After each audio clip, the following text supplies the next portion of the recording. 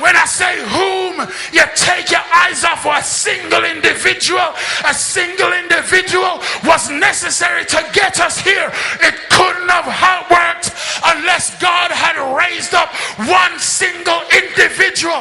We couldn't have got here unless one man saw a woman he wanted to marry and went to his pastor and said, I want to marry her.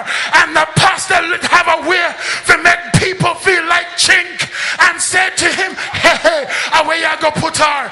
It wouldn't have worked unless God had raised up one man to go and stand by the seashore and say, God, get me out of here. If it's a plane, if it's a ship, if it's a whale, if it's a shark, just get me out of here.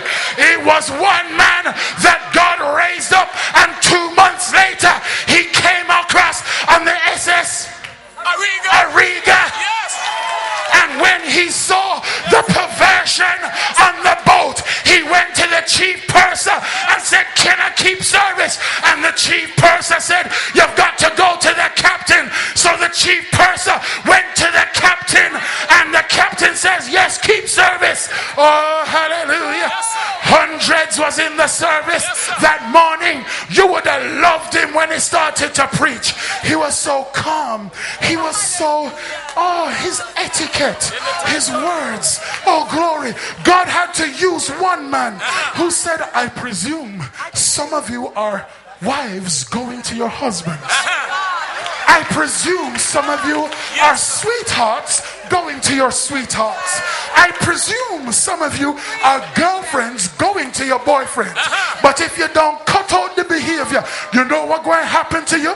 You're going to step out off the boat pregnant, and your husband or your sweetheart going to believe is feed them the picnic after the first night.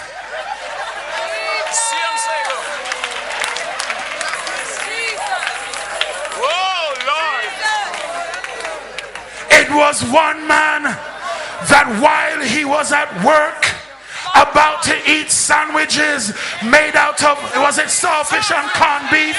He heard a voice 3 times, go up to Gibson Road, go up to Gibson Road, go up to Gibson Road. He took, in fact, him take chance and get somebody to clock him. He took his bike and rode down and saw 2 white men talking. But in those days, because of the prejudice, he couldn't get involved. But he had to wait until the conversation broke up. And you know the story about Mr. Sandbrook. You know the story about the first Tuesday of every month. You know the story about when one man went into convocation at Baltimore, and as soon as he stepped in, a phone call, and he said, who, me? Who can I know me there? Yes, sir, yes, sir, yes, sir. And at the time it was Deacon Miller who said, sir, Mr. Sandbrook is ready to sell the church. And before Deacon Miller could finish it, the voice of the Lord spoke to him and said, I want you to make the first bid. He made a bid of 2,000, knowing it will be refused. He made a bid of 2,500, knowing it would be refused. But the bid of 3,000 was accepted, and the rest is history.